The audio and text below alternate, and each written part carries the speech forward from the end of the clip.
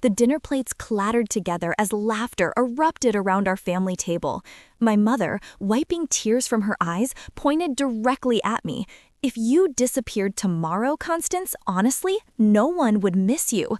Everyone erupted in laughter, howling as if it were the funniest joke ever told.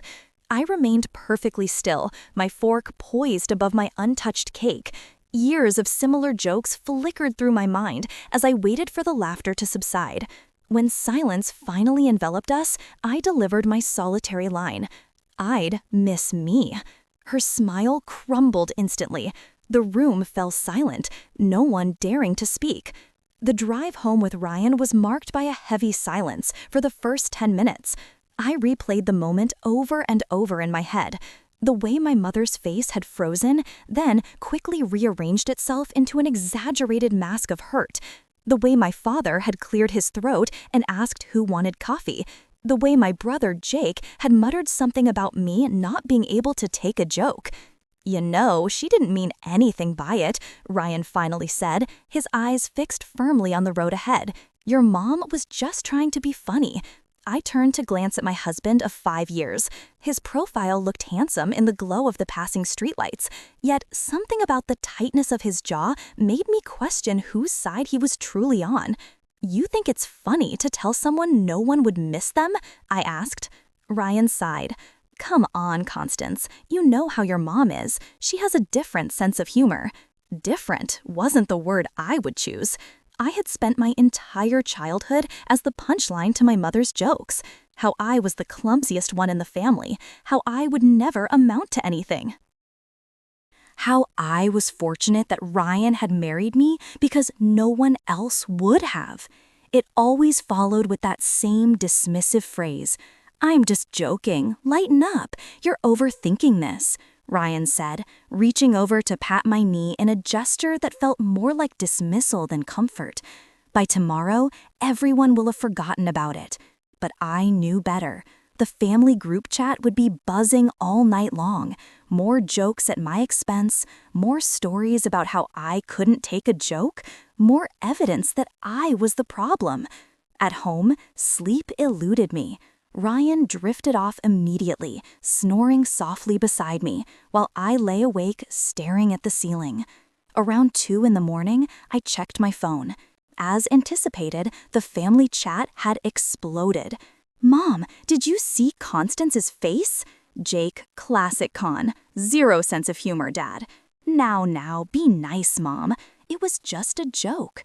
If she can't handle a little teasing."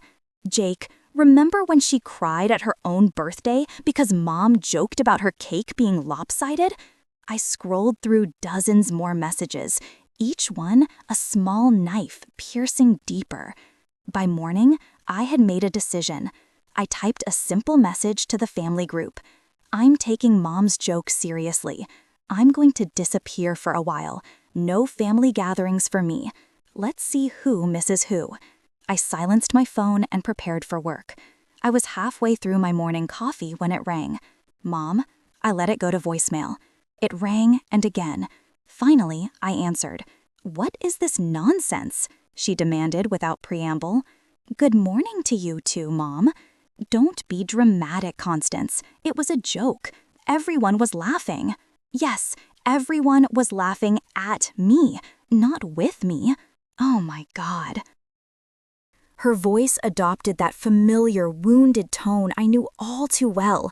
"You're so sensitive. I can't say anything around you." "You're right," I replied calmly. "So I'm removing myself from the situation." "You're being childish. Ryan agrees with me," she shot back, and my stomach clenched at the mention of my husband. "You talked to Ryan already?" I asked, feeling a wave of dread wash over me. "Of course I did. He's worried about you. We all are." I ended the call abruptly and drove to the elementary school where I taught art. Throwing myself into my work had always been my refuge. The kids were painting self-portraits that day, and their infectious excitement helped me forget about everything else for a few hours. After school, I made a stop at the grocery store. However, at checkout, my credit card was declined. Odd. I tried my debit card, but it was also declined. I had no choice but to use the emergency cash stashed in my wallet to pay. When I got home, I attempted to log into our online banking. Password incorrect. I tried my email. Password incorrect. Netflix, Amazon, even my personal Instagram account, every one of them locked. An hour later, Ryan returned home, his expression grim. "Your mother called me again," he said, setting down his briefcase. "She thinks you're having some kind of breakdown." "So you locked me out of all our accounts?" I asked, my voice rising in disbelief. "It's temporary, Constance, just until you calm down and apologize to your mom." I stared at him, suddenly seeing our entire marriage with startling clarity. "How long have you been talking to my mother behind my back?" Ryan shifted uncomfortably. "We talk sometimes. She cares about you." "How long, Ryan?" "I don't know. A few years, since the first year we were married. She worries about you, and honestly, so do I." 5 years of marriage, and my husband had been my mother's spy the entire time. "Give me access to our accounts," I said, struggling to maintain my composure. "Not until you get reasonable. Your mother thinks—" "I don't care what my mother thinks. Those are my accounts too." Ryan's expression hardened. "Actually, they're primarily my accounts. You're just an authorized user. And right now, I don't think you're in a state to make financial decisions." "What are you talking about? I manage our household budget. I pay our bills, and I make 70% of our income." He countered. "Look, this is for your own good. Your mother and I both think you need help." It felt as if the floor had vanished beneath me. My husband and mother had formed an alliance against me, and I had never even noticed it happening. "I need to leave," I said, moving toward our bedroom. Ryan followed closely behind. "Don't be ridiculous. Where would you go? Who would want you?" He froze, as if realizing the weight of his words. "Wow," I whispered. "You actually think that too, don't you?" "I didn't." "Yes, you did." I pulled a suitcase from the closet and began filling it with essentials. "You're overreacting," Ryan insisted, watching me pack. "If you leave now, I'll call the school administration. I'll tell them you're mentally unstable." I paused, my hands full of clothing. "You would try to take my job from me?" "I'm trying to help you," he insisted. "You need professional help, Constance." I continued packing, moving to my home office for some personal documents. When I opened the door, I froze in horror. My teaching materials were scattered across the floor. Worse still, the artwork I had poured my heart into for years lay slashed and torn. "Did you do this?" I asked, my voice barely more than a whisper. Ryan looked uncomfortable. "You need to focus on getting better, not on these distractions." My hands shook with a mix of rage and shock as I gathered what documents I could salvage. I called Amber, my best friend since college, and she answered on the third ring. "Can I stay with you just for a little while?" 20 minutes later, I was in my car, driving away from the house I had shared with Ryan, feeling as though I had escaped something far more dangerous than I had ever realized. When I arrived, Amber was waiting outside her apartment building. She helped me carry my suitcase inside and listened in stunned silence as I recounted the events that had unfolded. "I had no idea things were this bad," she said when I finished. "Stay as long as you need." Relief washed over me. "Thank you. I just need some time to figure out my next steps." Amber fidgeted with her coffee mug. "Well, about that, I can definitely have you for 3 days, but then I'm actually leaving the country." "What?" I exclaimed. 6-month work assignment in Singapore. I meant to tell you last week, but..." She gave an apologetic shrug. "It completely slipped my mind." Just when I thought I had found solid ground, it felt like it was crumbling again. 3 days wasn't much time to find a new place to live, especially with no access to my money. Ryan had been thorough in cutting me off. On my second day at Amber's, I called Beth, my school principal. I needed to get ahead of whatever Ryan might attempt. "Beth, I'm dealing with a difficult personal situation," I began. "I've separated from my husband, and he's threatened to call the school with false claims about my mental health." Beth fell silent for a moment. That's serious. Constance, are you okay? I'm fine, but I wanted you to know in case he follows through on his threat. I'd appreciate the heads up, she said. Actually, I might be able to help. My sister runs the arts program at Jefferson Elementary. They need a temporary teacher for their after-school program. It would keep you out of Ryan's way for a while. That would be amazing, I replied, feeling a small flicker of hope ignite within me.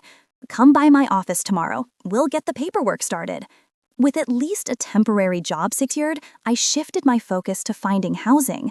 By late afternoon, desperation was creeping in. Then James, a fellow teacher, called. Beth told me what's happening, he said.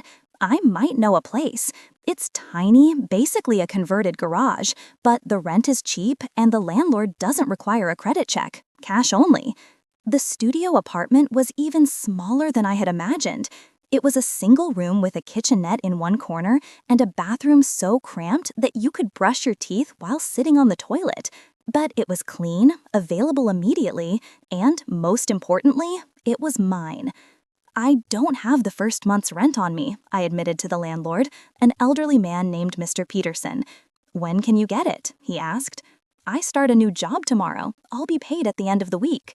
He studied me for a moment. You're in some kind of trouble, aren't you? I nodded, unable to trust myself to speak. I've been there. You can move in today and pay me on Friday, Mr. Peterson said. James generously loaned me $500 to help me get by until my first paycheck arrived. With that, I bought an air mattress, some groceries, and basic toiletries. I felt a mix of terror and liberation coursing through me. However, when I instinctively tried to use my credit card at the grocery store, the cashier informed me that it had been reported stolen. Ryan hadn't just frozen our accounts, he had reported fraud, potentially damaging my credit for years to come. My first day at Jefferson Elementary went surprisingly well. The kids were enthusiastic, and the change of environment felt like a fresh start. But during lunch, when I checked my phone, I saw 3 missed calls from my original school. I called back immediately. Constance, we've had a situation, said Marge, the school secretary. Your husband has been here twice today, very agitated. He says you're not well, and he needs to speak to you urgently. My stomach dropped. Did he make a scene? Not exactly, but he was insistent. Security eventually asked him to leave. I'm so sorry, Marge. I'm dealing with a difficult separation. Do you need help resources? The genuine concern in her voice nearly broke me. I'm okay. Thank you for asking. That evening, I used James's laptop to research domestic abuse resources. What Ryan was doing felt like it should be illegal, but I wasn't sure what to call it. Control, gaslighting, financial abuse? I found a therapist named Dr. Wells who specialized in emotional abuse and made an appointment for the following week. Over the next few days, I established new routines, working during the day, preparing simple meals in my tiny apartment, and carefully documenting everything that happened. I started a journal to record every interaction with Ryan. Every strange occurrence, every memory of my mother's jokes now felt laced with something much more sinister. I used James's laptop to file for divorce, spending countless hours filling out forms that I barely understood. With no money for a lawyer, I relied on the courthouse, which offered free guidance for self-filing. Then, exactly 1 week into my new life, I received an email from the school board requesting a meeting regarding concerns about my recent behavior. The email mentioned that several parties had expressed worries about my fitness to teach. When I clicked on the list of attendees, my mother's name leaped out at me. Somehow, she had inserted herself into my professional life, claiming to be a concerned family member. Further investigation revealed that she had been contacting parents from my class, sharing her concerns about my stability. The ground shifted beneath me once again. It wasn't enough for her to control my family life. Now, she was targeting my career. The school board meeting felt like a trial. I sat at one end of a long table, facing 5 board members, with Beth beside me as a nominal advocate. At the opposite end sat my mother, looking appropriately concerned in a conservative blue dress that I had never seen before. "We're here to address some concerns about Miss Harrison," began Dr. Marshall. "Mrs. Harrison, the elder Mrs. Harrison, has brought some issues to our attention that, if true, could impact student welfare." My mother dabbed at her eyes with a tissue. "I never wanted to do this, but I'm so worried about my daughter and those poor children."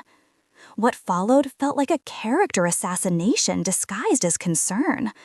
My mother shared cherry-picked stories from my childhood, times I had gotten upset, arguments we'd had, and teenage outbursts, presented as evidence of an unstable personality. She had somehow obtained statements from 3 parents in my class, all expressing concern based on the information she had shared with them. "Constance has always been emotionally volatile," my mother explained, her voice breaking artfully. "As a child, she would have these terrible tantrums. Once, she broke all her toys because I asked her to clean her room." I wanted to scream that I was only 7 when that incident occurred, and I had broken just one doll after she had thrown away my art project as punishment for a messy room. But defending myself against each allegation would only serve to make me appear as unstable as she was painting me. Instead, I spoke calmly. "I'm going through a difficult divorce. My husband and mother are upset that I've chosen to establish boundaries with them. These allegations are their way of punishing me." The board members exchanged glances, their expressions unreadable. Dr. Marshall cleared his throat. "Given the seriousness of these concerns, we believe it's in everyone's best interest if you take a temporary leave while we conduct a thorough evaluation." "You're suspending me based on my mother's word?" I asked, disbelief evident in my voice. "We're placing you on administrative leave with benefits pending evaluation by a district-approved mental health professional," he clarified. "This is standard procedure when concerns of this nature are raised." Beth squeezed my arm sympathetically. "I'll make sure your classes are covered by qualified substitutes." I left the meeting in a daze. Administrative leave meant no income while they evaluated me. The timing couldn't have been worse. I had exactly $227 to my name, rent due in 2 weeks, and now no immediate prospect of a paycheck. That evening, I walked into a local bookstore with my resume in hand. The owner, a gray-haired woman named Susan, looked it over with raised eyebrows. "You're a bit overqualified to be selling books, aren't you?" she remarked.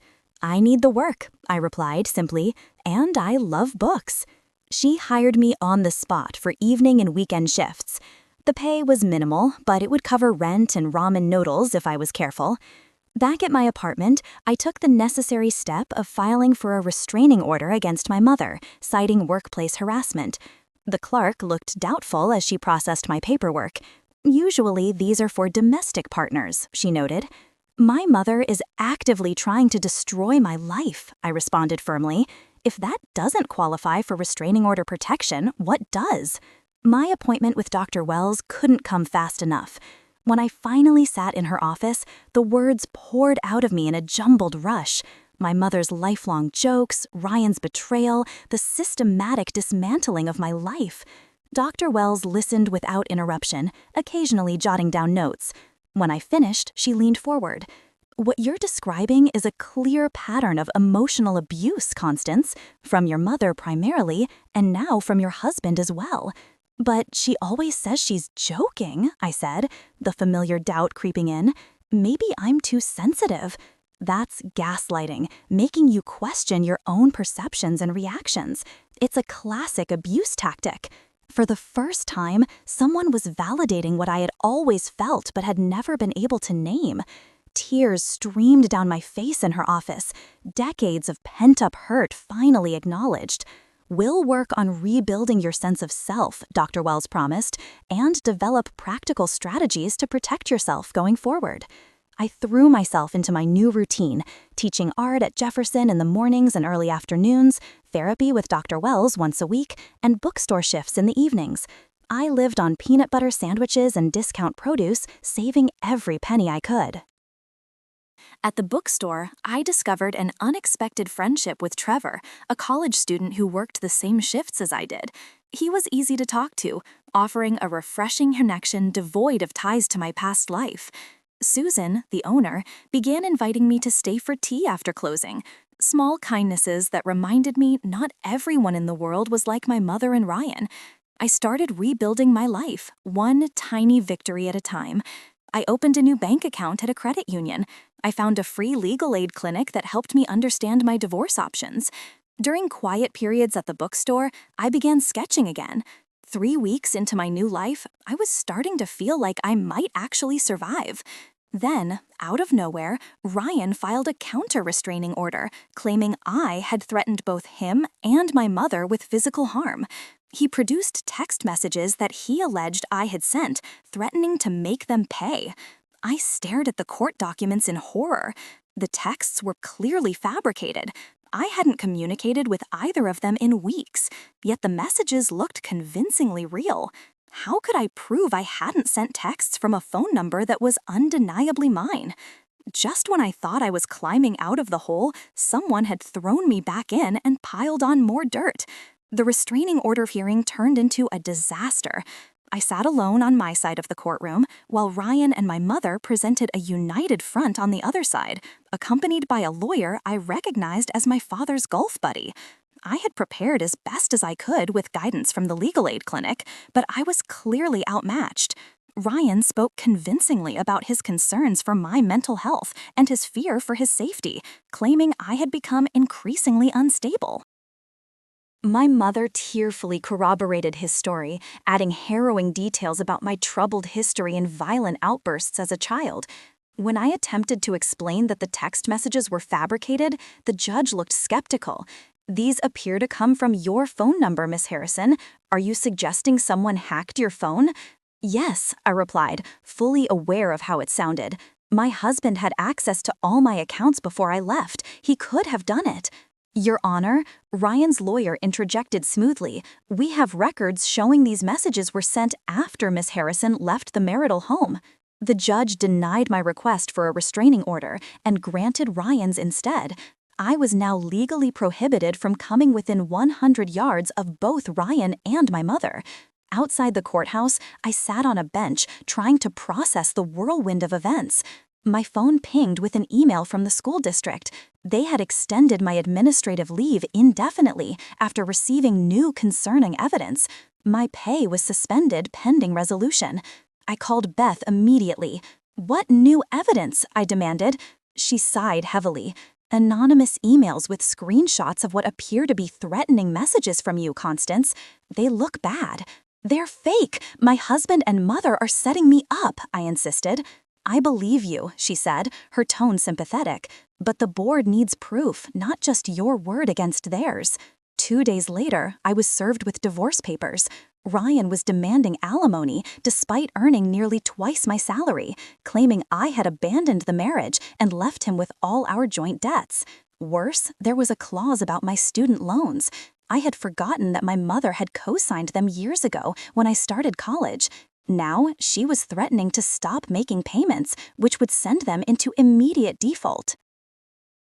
It was a threat she couldn't legally follow through on without jeopardizing her own credit. However, fighting it would necessitate a lawyer I simply couldn't afford. One day, at the bookstore, Susan called me into her office, her expression troubled. "Constance, I've been receiving some strange calls. People claiming to be concerned citizens, saying you're unstable and shouldn't be working with the public." My heart sank. My mother, that was what I suspected. "Look, I don't care about their nonsense, but I have to reduce your hours. The calls are scaring away customers."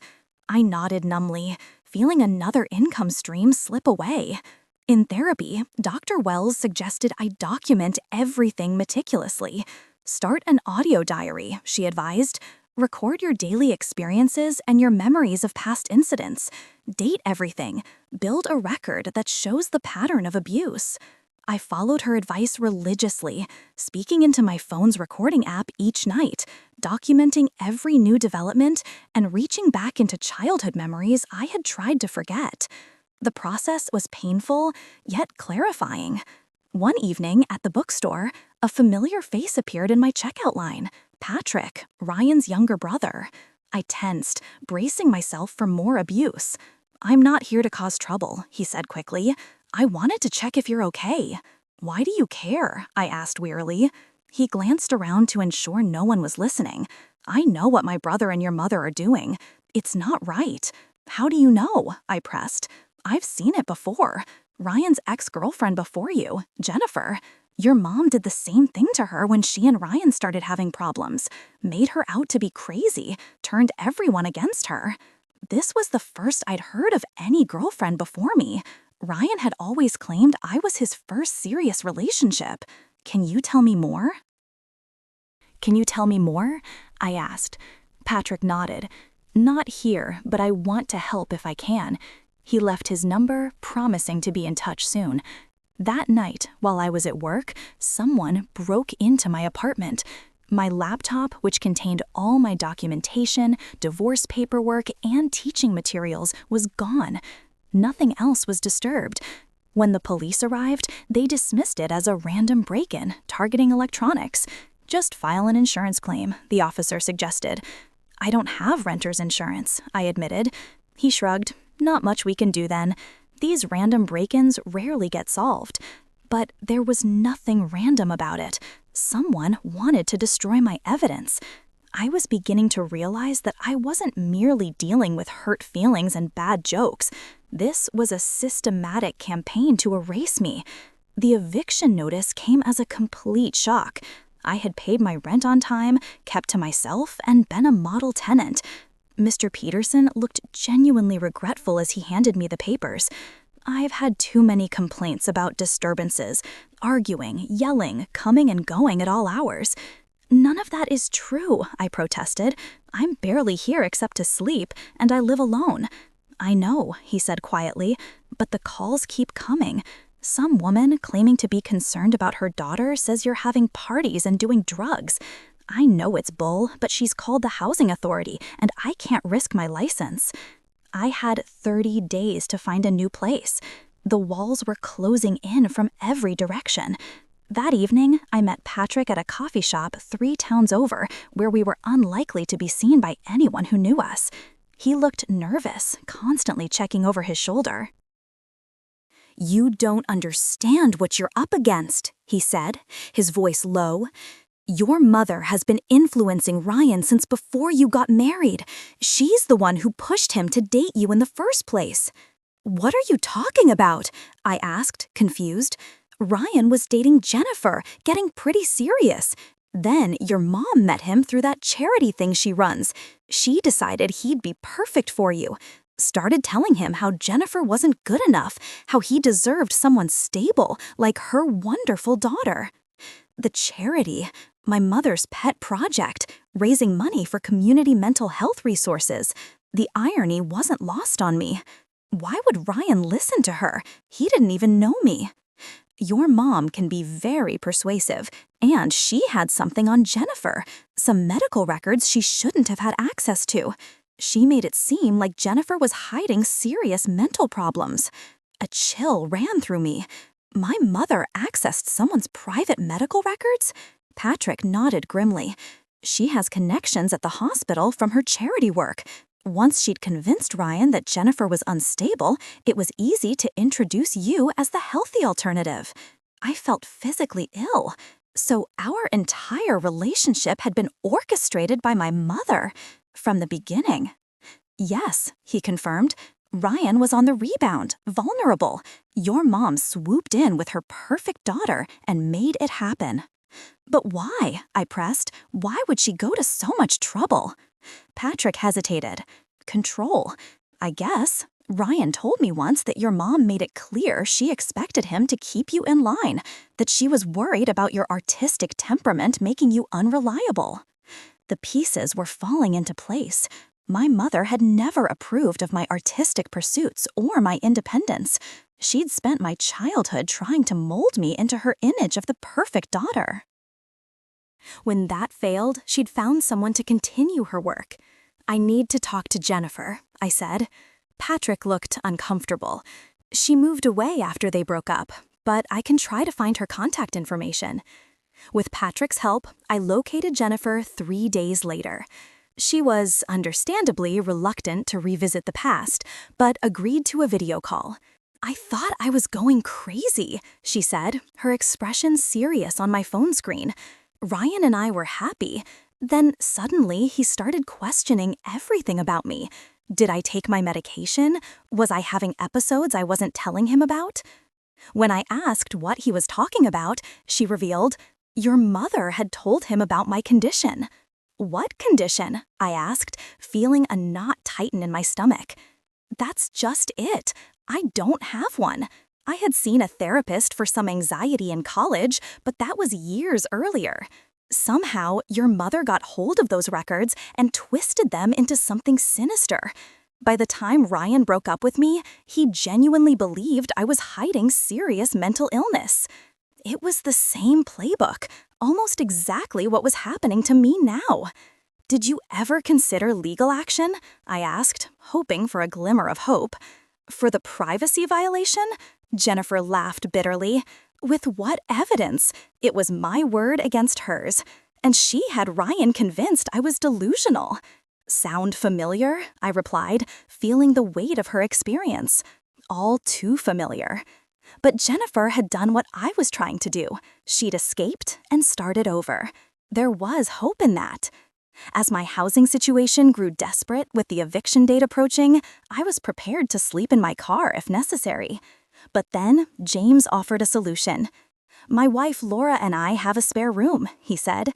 "It's nothing fancy, but you're welcome to it until you get back on your feet." I nearly wept with relief. "I can't pay much right now," I admitted. "Just chip in for groceries when you can." James smiled warmly. "Laura and I have been there. Sometimes people need a hand." Moving in with James and Laura provided me with much-needed breathing room. Their home was warm and chaotic, filled with 2 dogs, a cat, and their energetic 10-year-old son, Billy. Being surrounded by their normal, healthy family dynamics was healing in ways I hadn't anticipated.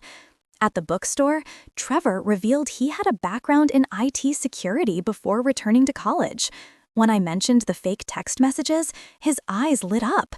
"That's actually pretty easy to fake with the right software," he explained. "But there might be ways to prove they're not legitimate if we can show they didn't go through your Perrier servers." "How would we do that?" I asked, intrigued. "I'd need to see the actual message records they submitted to court."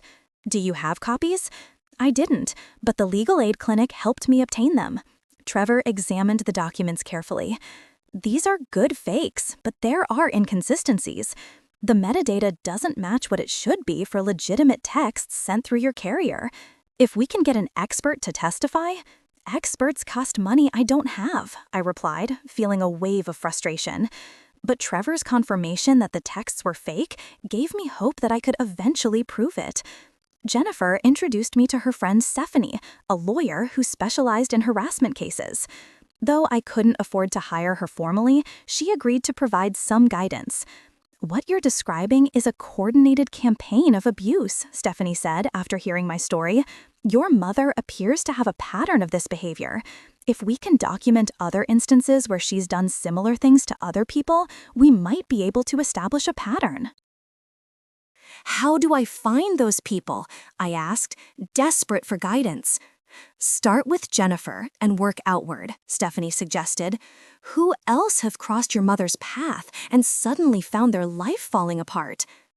Meanwhile, my mother had created fake social media accounts in my name, posting erratic messages that my colleagues and former friends could see. I only discovered this when Laura gently asked if I was doing okay online. The accounts used older photos of me from Ryan's Instagram and included just enough accurate personal details to seem legitimate. When I tried to report the fake accounts, I hit a wall. I had no way to prove I was the real Constance Harrison since I'd lost access to my verified accounts.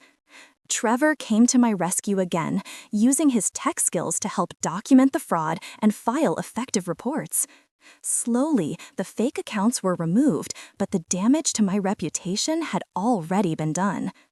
Then came another blow. Dr. Wells called to cancel our next appointment, her voice professional yet distant. "I'm afraid I can no longer continue as your therapist, Constance." "Why? What happened?" I pressed, my heart sinking. "I'm not at liberty to discuss the details. I can provide referrals to other practitioners if you wish." She ended the call abruptly. 2 days later, my phone rang from an unknown number. "Constance, it's Dr. Wells. I'm calling from a friend's phone. What's going on?" "What do you mean?" I asked, anxiety creeping in. "Someone filed an ethics complaint against me with the licensing board. Claimed I was encouraging delusions and boundary violations. They had detailed information about our sessions that only someone you told could know." "My mother," I whispered, realization dawning. "I suspect so," she replied. "The complaint included medical records of yours from childhood that I've never seen. Things I couldn't possibly know unless you told me, which you hadn't. Someone's been accessing confidential records. Can you fight it?" "I am, but it will take time. Until then, I can't risk my license by continuing to treat you. I'm so sorry."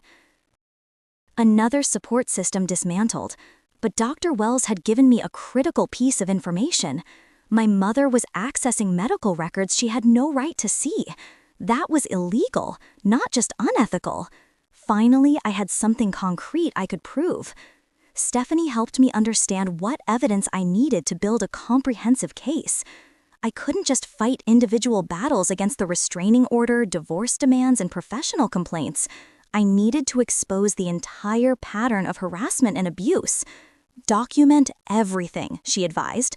"Keep a detailed log of every incident. Save every email, voicemail, and message. Get written statements from anyone who's witnessed the behavior or been victimized themselves." Patrick provided copies of family emails that showed my mother's orchestration of the harassment campaign. In them, she explicitly instructed family members on what to say to authorities, which parents from my class to contact, and even which neighbors to approach for false noise complaints.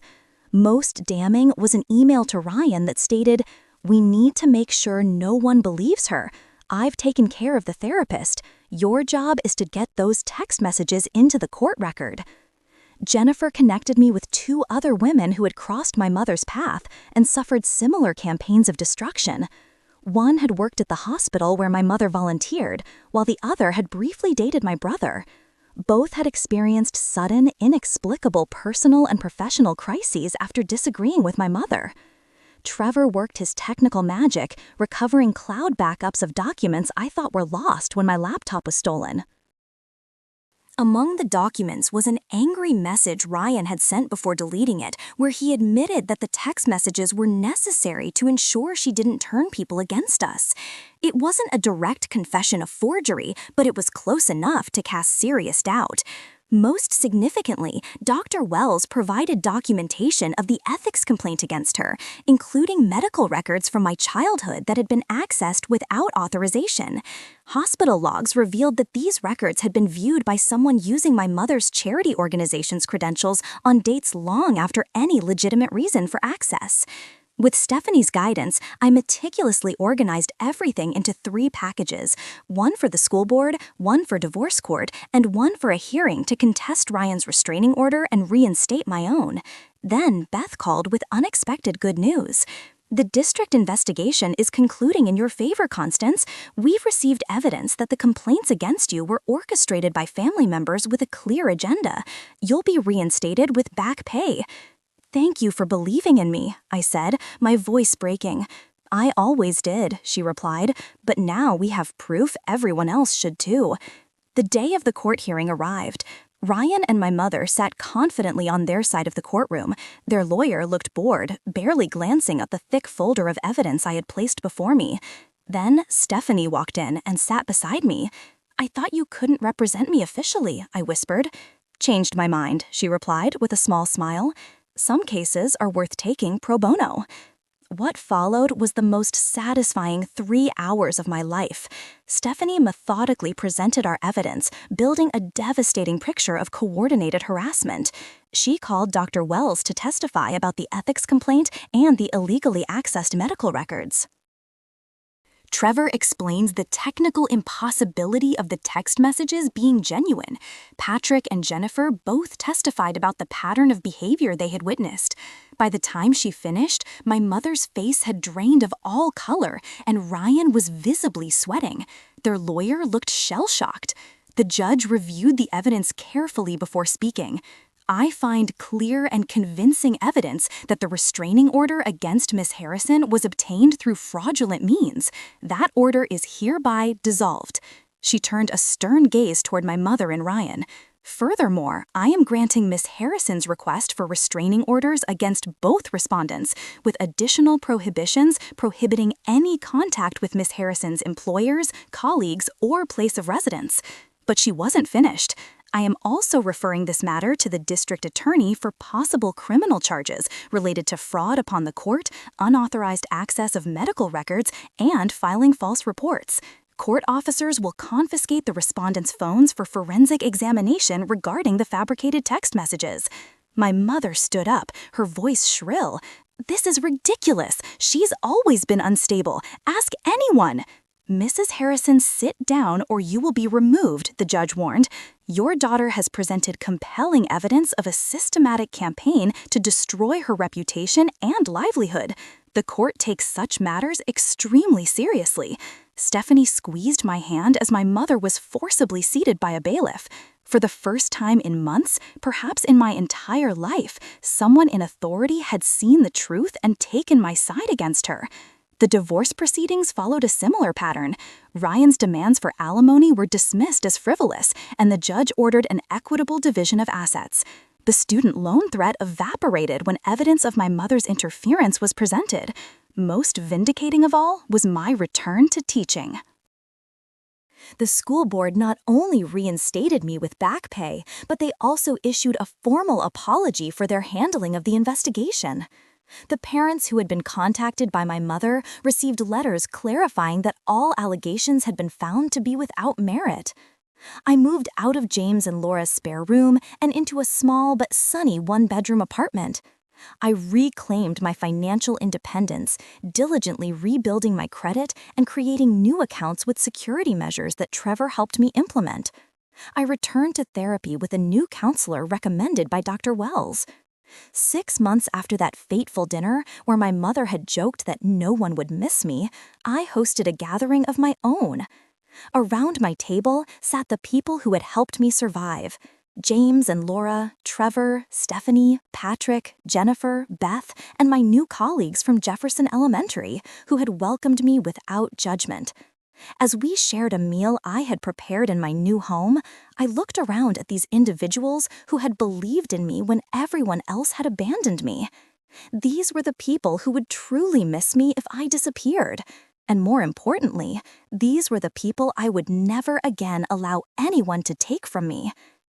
1 year after breaking free from my mother and Ryan, I stood in a small art gallery surrounded by my work. The exhibition was titled Disappearance, a series of paintings chronicling my journey from invisibility to presence. Each canvas told part of the story: the dinner table with faceless family members, the shattered mirrors, the tiny apartment that became a sanctuary, and finally, the vibrant community of support that had grown around me. Susan from the bookstore had connected me with the gallery owner, who took one look at my portfolio and immediately offered me a show. I continued to teach art at Jefferson Elementary, having declined the offer to return to my original school, preferring to remain where new memories outweighed the old. Yet my own artistic practice had flourished in this newfound freedom. The criminal investigation into my mother's activities had uncovered far more than anyone had anticipated. The unauthorized access to medical records extended well beyond my case, revealing a troubling pattern of privacy violations that stretched back for years. As a result, her charity position was terminated, and she faced multiple civil lawsuits in addition to the criminal charges. Ryan had fared little better. Evidence of his participation in the harassment campaign had cost him professionally. Several colleagues came forward with stories of his manipulative behavior once the truth about our divorce became public. The last I heard, he had moved to another state in an attempt to escape the reputation he had earned. I maintained the restraining orders against both of them. Some wounds were too deep for forgiveness, at least for now. Dr. Wells had helped me understand that boundaries weren't just healthy. In some cases, they were necessary for survival. My relationship with the rest of my family remained complicated. My father claimed ignorance of my mother's actions, yet his passive enabling had made her behavior possible. My brother Jake had participated more actively, though he eventually sent a half-hearted apology text when the criminal charges were filed. I kept them all at a safe distance, engaging only through my lawyer when necessary. But the family I had lost was replaced by one I had chosen. Trevor and I had grown closer, our friendship evolving into something deeper as we spent hours discussing art, technology, and recovery. James and Laura had become like surrogate siblings to me, including me in family holidays and weekend barbecues. Stephanie had introduced me to her circle of friends, strong women who had survived their own battles and emerged resilient. The gallery was bustling on the opening night of my exhibition. Friends, colleagues, students, parents, and art lovers from the community filled the space, creating an atmosphere brimming with supportive energy. As I prepared to give a short speech, I caught sight of an unexpected face in the crowd. Jennifer had flown in from California, with Patrick beside her, beaming with pride. I stepped up to the microphone, looking out at these people who had chosen to be present for me. A little over a year ago, I was told that if I disappeared, no one would miss me, I began. It was said as a joke, but some jokes reveal painful truths. The reality was that I had already disappeared in many ways. I had made myself small, quiet, and acceptable to those who couldn't embrace me for who I truly was. I gestured to the paintings surrounding us. This collection tells the story of my disappearance and my return, not as the person others wanted me to be, but as myself. It's about understanding that when the wrong people don't miss you, it creates space for the right people to find you. Trevor caught my eye from the front row and smiled encouragingly. We're often told that family is forever, that blood is thicker than water. What I've learned is that true family consists of those who see you clearly and love what they see. Sometimes those people share your DNA, but often they are the ones who choose you day after day, even when it would be easier to walk away. I raised my glass of sparkling cider, addressing everyone present who had chosen to be part of my life, who would notice if I disappeared, and who fills me with gratitude every day. Thank you. Your presence is the greatest gift I've ever received. The applause that followed was warm and genuine.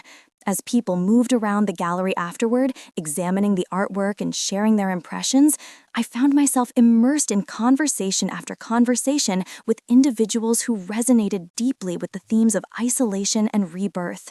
One older woman took my hands in hers, tears glistening in her eyes. "Your mother's voice sounds exactly like mine," she said. "I've never found the courage to silence it. Seeing your work makes me think maybe I still can." That was the most profound victory of all, the realization that by reclaiming my own voice, I might help others discover theirs. Later that evening, a small group of us gathered at my apartment for an after-party celebration. As we shared stories and laughter, I recognized that I had created something my mother had never managed. Despite all her social connections and charity work, I had built a genuine community founded on mutual respect and caring. Trevor helped me clear plates as the party began to wind down. "I have something for you," he said, handing me a small wrapped package. Inside was a beautiful leather-bound journal. On the first page, he had written, "For new stories, the ones where you're the hero from the very first chapter." "I love it," I said, leaning in to kiss him. James raised his glass in a final toast before departing. "To Constance, who taught us all that the most powerful word in the English language is enough. Enough cruelty, enough diminishment, enough disappearing, and enough joy," Laura added. "Enough friendship, enough support, enough love." Enough, I agreed, the words settling comfortably in my chest where fear and doubt had once resided. After everyone had left, I found myself alone in my apartment, surrounded by tangible evidence of a life reclaimed. Photos of new friends adorned the walls. Art supplies were scattered across my desk. Books recommended by those who genuinely cared about my thoughts and feelings filled the shelves. A refrigerator was plastered with drawings from my students, each one a reminder of the connections I had forged. I opened Trevor's journal and began to write, not about the past, but about the future I was constructing day by day. A future where I would never again shrink myself to accommodate someone else's insecurities. A future where being missed wouldn't define my worth, but rather being seen for who I truly was. The joke that had started it all, if you disappeared tomorrow, no one would miss you, had lost its power to wound me, because I now understood what my mother had never grasped. Being missed isn't about making yourself indispensable to those who don't value you. It's about being authentically yourself with those who recognize your worth. I had disappeared in a way. The version of me that accepted cruelty disguised as humor, that believed she deserved less than full respect, that contorted herself to fit into spaces too small for her spirit. That woman was gone. In her place stood someone stronger, someone who understood that the greatest act of courage is sometimes simply to remain present in your own life, refusing to disappear, even when others wish you would. Have you ever felt pressured to make yourself smaller to keep the peace? Or have you stood your ground like I did and found your true voice? I'd love to hear your stories in the comments below. If this journey resonated with you, please like this video, subscribe to the channel for more stories of resilience and transformation, and share it with someone who needs to hear that they deserve to be seen.